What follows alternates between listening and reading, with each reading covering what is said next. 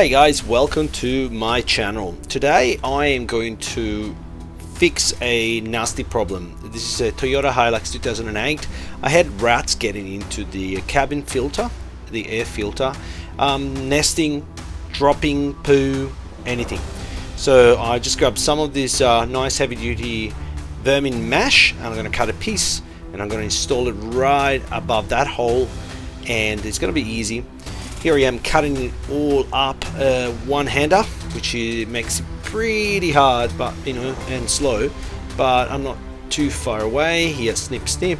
After snipping this away, I will fold and dry fit this mesh cover onto the hole to make sure that it's completely covered. And here we go.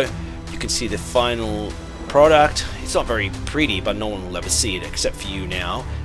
It only took me 10 minutes. No rats can get in. I put about 3 of those screws. Rats are not strong, so they can't lift it.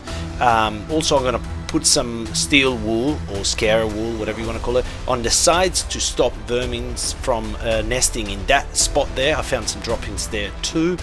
If you like this video, please like and subscribe. Thank you.